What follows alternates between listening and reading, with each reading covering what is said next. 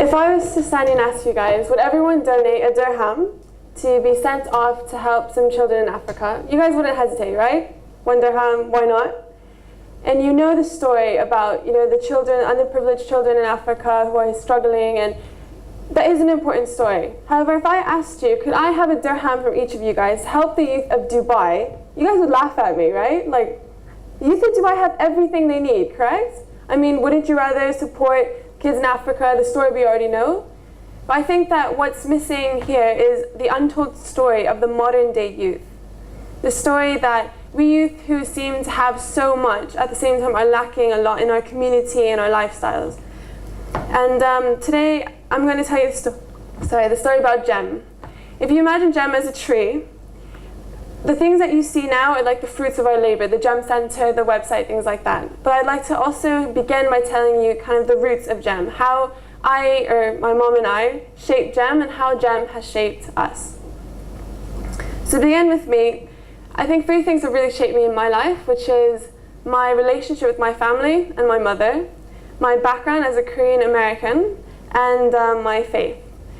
To begin with, I have a very close relationship with my mom. We've been working 100% on this project. And one thing we realized is that we could not have done this project without each other. And as much as I hate to admit it, my mom is right, like 99.9% of the time, which is very frustrating for me, because it's like I want to do one thing and she wants to do another thing. But I think the beauty of that is that while she brings the expertise and the hindsight and the foresight to the table, kind of the youth have the energy to push it through, just as you said before. I think that's why we make such a great team, and also why we push the idea of closing the generation gap between adults and youth and children and younger youth. As a Korean American, I always had struggled with my identity as who I am as a person. Where do I fit? Because I'd go to Korea and little kids in the street would look at me and say hello, like they knew I was a foreigner from the way I dressed or from the way I spoke, my accent. And if I go to America, people look at me and they say ni hao. And I'm like, excuse me, I'm Korean, not Chinese. But the fact is, I felt like I didn't really belong anywhere. I didn't feel like I fit.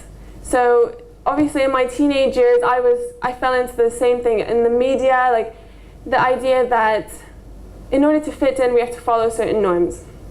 And that was something I struggled with as a youth. But one thing that I would really learn through my faith as a young child was 3 main things: the importance of service, the idea of unity and diversity, we are all equal across all races, religions, everything, and the importance of the empowerment of youth.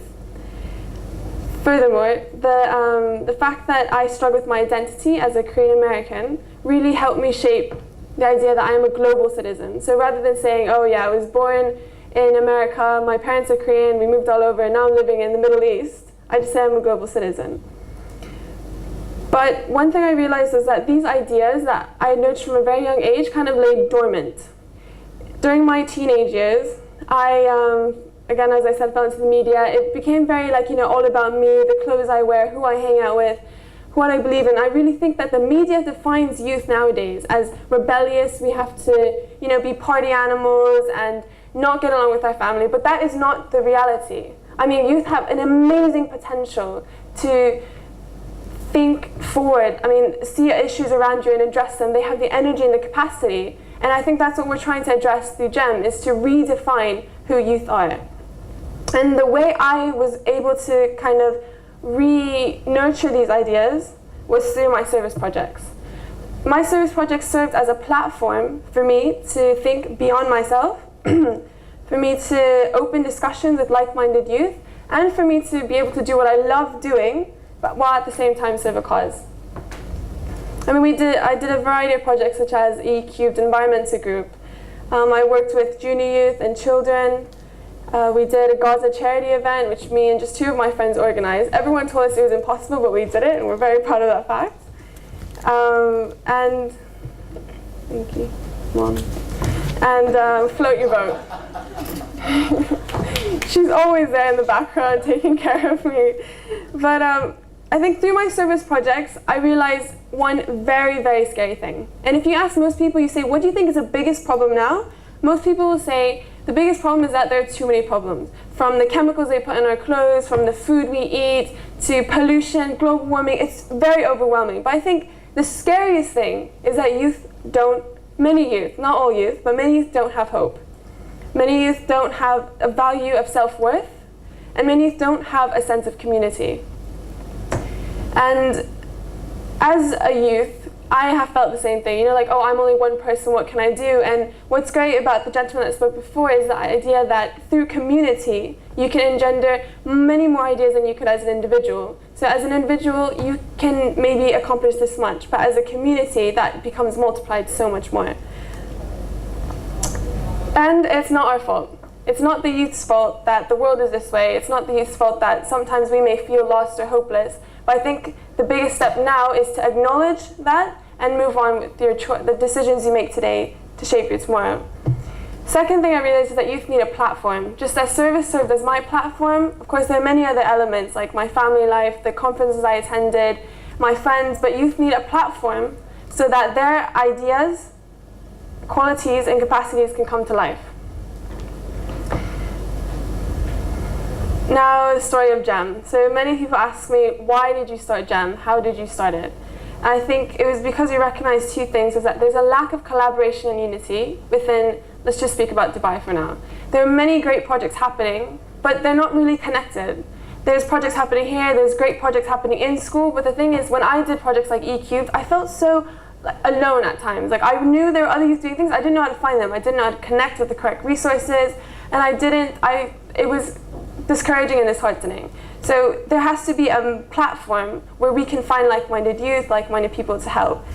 And the second thing is that we want to contribute to the community. When I taught junior youth classes, it was amazing seeing how these beautiful, beautiful young youth from the ages of 12 and 11 would grow up and become so lost in so many ways, like with their family lives and with their school lives. And for me, it was very saddening because when I taught junior youth, we had a very close relationship, and I never imagined I'd be able to have a close relationship with children because in high school I used to hate kids. I'd be like, they disrupt classes, they run through the hallways, and you're just like, oh, they're so annoying. But when I taught junior youth, they would we'd go out to the grocery store and they'd call me mom to embarrass me, and they were all from different nationalities, so they'd be like, Mom, am I adopted? And people in the cash register would stare at me like, what kind of a mom is that? And plus I look young, so we had a very interesting relationship, and I still speak to them now and they talk to me about their problems. But I think it's very important to have this communication between the different generations, and through all the things I've learned, I feel very, very privileged to have a beautiful family, to be involved in such an amazing community, and all we're trying to do is give back to the community, give back the enthusiasm and the energy and the opportunities that I've had to other youth, and especially my friends and brothers and sisters. Now, what my mom and I came up with was that there needs to be a platform, right, for youth to get together, and the idea we thought was bringing them together through workshops. Workshops are split into 3 parts: know, investigate, and act. And that is, know the world issues, investigate their solutions, and act according to your passions, whether it be music, drama, art, photography, for a cause that you're interested in or that you believe in.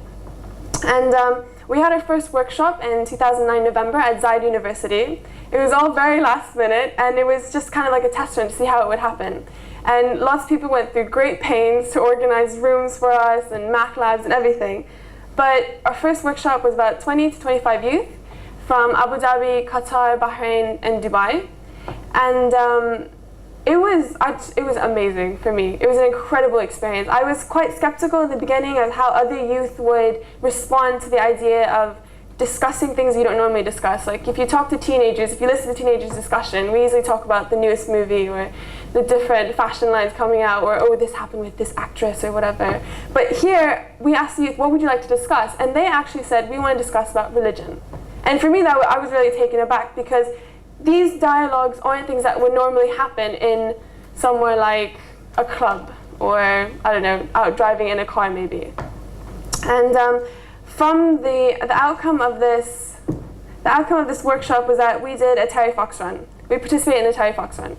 And what we did was 4 things. We set up bins all along the run for plastic and tin. We had a GYEM band. Some of the youth who are very passionate about music performed their own piece about hope for cancer victims. We did a plastic monster, which is the one right in the corner. And we did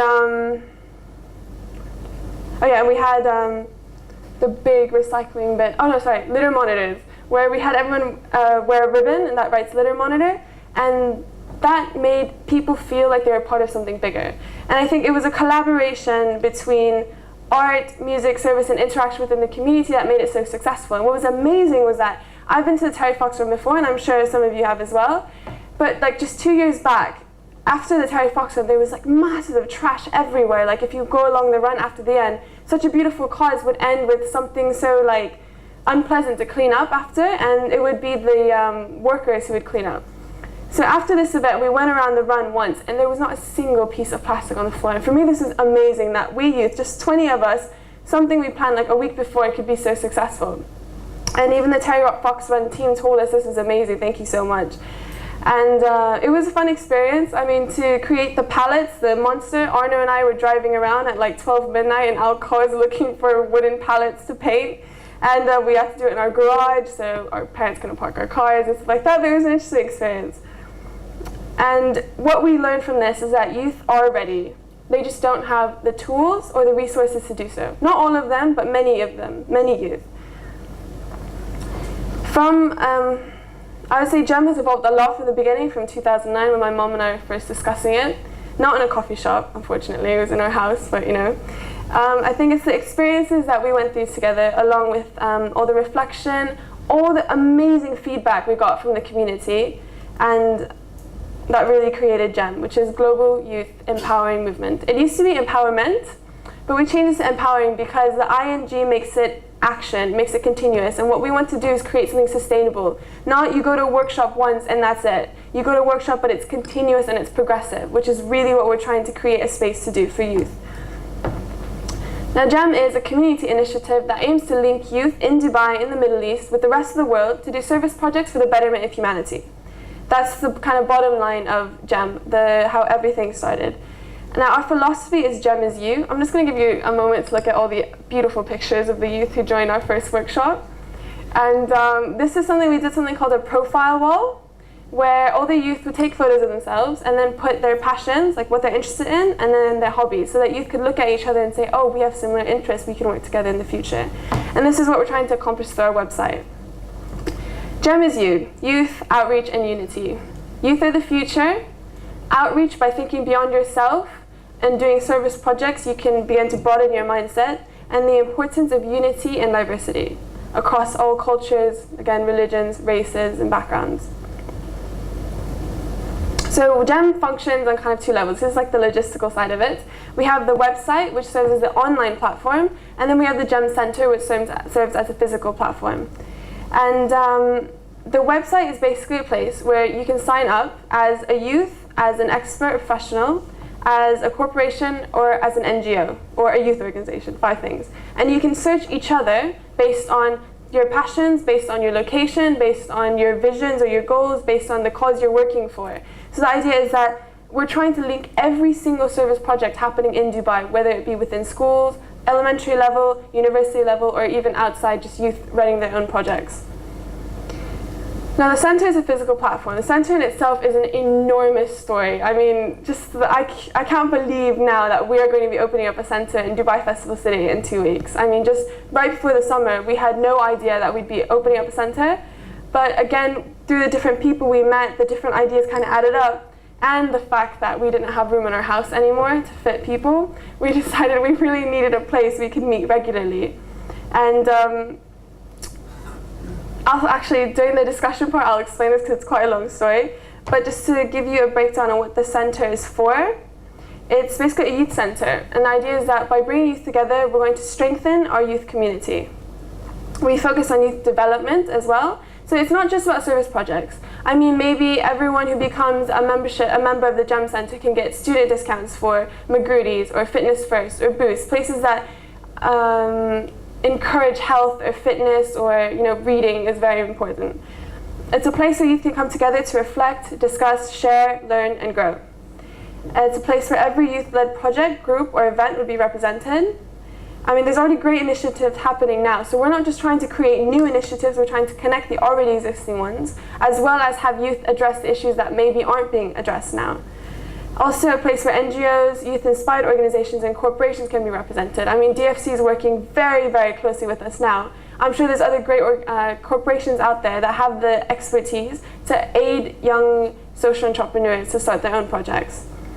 The facilities we offer at the center will be, well, we want it to be a very funky place. So it might resemble the coffee shop that guy showed us, but we're going to have beanbags everywhere. There's going to be a recording studio. There's a campus radio, ME is moving in, and they're basically trying to serve as a platform for the youth of the Middle East. We're going to be having a study room, there's going to be a kitchen, an art room, an events room, a community library where anyone can go leave interesting articles or books that they think anyone else might be interested in picking up, as well as the workshop room. And the center could be a place where, for example, organizations that do work for underprivileged children can hold workshops. A place where people like a woman who's doing this organization called Take More helps youth get into this, like their dream schools, even though they might not have all the resources to do so. So it's a place that has many, many different facets to it, things we didn't envision in the beginning, but things that are now changing and growing and ever getting added. We have weekly activities running at the center. Every, let's say, Thursday night, there'd be something called an open youth night, which is for, let's say, 4 hours, there's one topic discussed. And let's say the first topic is environment. So we'd have a youth speaker talking about the work they're doing for the environment in Dubai. We'll have an expert or a professional come in and talk about the environment or aspects of it or facts and figures. Then there's a discussion portion, a debate, and then a documentary, for example. And the idea is that, and an activity. And the purpose of this is that you're supposed to create dialogue between youth by bringing them together from all different interests and all different backgrounds to discuss a similar issue and try to come up with a solution and at the same time have fun, because we really, really believe that work is play and that we should have fun in everything we do, because, you know, we're youth and we have to have fun. So, I mean, I wouldn't be doing this if it wasn't fun for me. So, successes and challenges.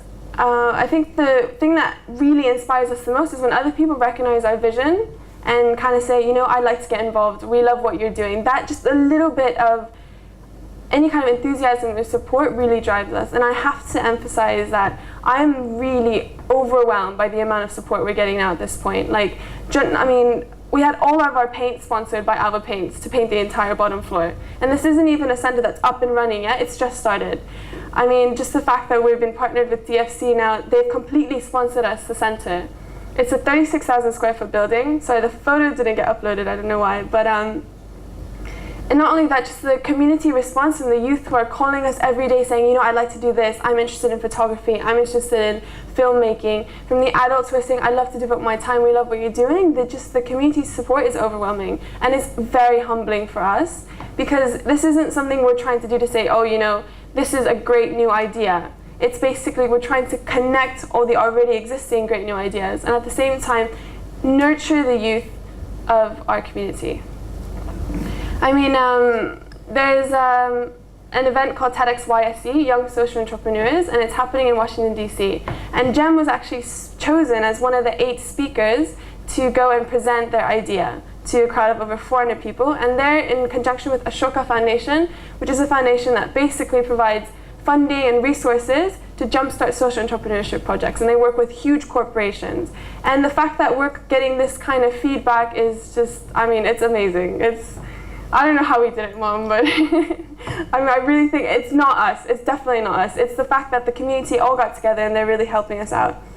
The challenges we have are the skepticism, especially from the youth, kind of saying, you know, like, oh, what can I do? You're crazy taking a gap year and staying here to set up a GYEM center that no one might come for and things like that. But I mean, a lot of people say also that Dubai is such a transient society, that it's a floating population, people just come and go, there's not really a sense of community here. But I think if you really dig deep, Dubai is like the prime place to have this, because it's already a melting pot. There's so many different cultures. I mean, even the fact that the East and West cultures are blending so well together in a place where the Middle East is kind of like, you know, in America, the Middle East is not seen as an amazing as, how do I say this? The Middle East is not seen in a good light in the States by many people who are not very aware of the situation here. Like when I first came here, people are like, you're going to be going to school riding camels. You know, that's like the American mindset. I'm sorry, that's very embarrassing, but now I've become educated, I hope. But I mean, there's so many opportunities and potentials here because the people who come here are very innovative. You know, Dubai is a city for new ideas and new expressions. And I mean, I think we're lucky to have started this in Dubai now, from all the different religious aspects of it to the cultural aspects, etc. And I definitely say GYEM has shaped me much more than I've shaped GYEM. I mean, for me, this has been an enormous learning process. I've gone from very, you know, shy and confident youth, kind of confused, to terribly overconfident, egotistical, to now, like, you know, sometimes I sit there and think, what am I doing? You know, like, sometimes I feel very lost or small. I mean, I'm only 19 years old, what am I doing? But I think it's just like the people who inspire me are these youth. The youth who come in with us, work with us, donate their time, laugh with us and goof around. This is the painting bunch we did. They were crazy. They totally, I mean, we did, I think, the whole first floor of painting in probably 5 days, all completely youth, completely inexperienced, but it was a lot of fun. And I just want to emphasize again that GYEM is not about me. GYEM is about you. GYEM is about the community. I think essentially everyone is a GYEMer in a way, because I do believe that most people are youths at heart, even though you may not be classified as youth by age. And I think that all of us have the energy that youth have, and we have the potential to either guide youth or act as a youth. And so I really think GYEM is you. We are all global citizens, and we all have the potential to work together to transform our society. As a very close friend, mentor, and uncle said to me once, you don't just inherit a world, you build it. And I think this is very true. I mean, the youth might feel like, oh, you know, the adults left us such a crap world, you know, like all this pollution everywhere and things like that. But we have the opportunities now to, you know, roll up our sleeves and actually try to make a difference. And I think the first step is just changing your mindset. I think that's the most important part. Our vision is that we're trying to contribute to the building of a different 21st century community. The idea that in the future, youth will be the first ones to stand up to address issues. It won't be like, you know, oh, there's a problem there and we're going to wait for the UN to send loads of money over. It's going to be the youth who stand up first and say, you know what, we can do this, we can organize this, we have the resources, we have the platform, and we can do it. And I just want to leave you with, the time is now, youth have the power, and let's do it. Thank you.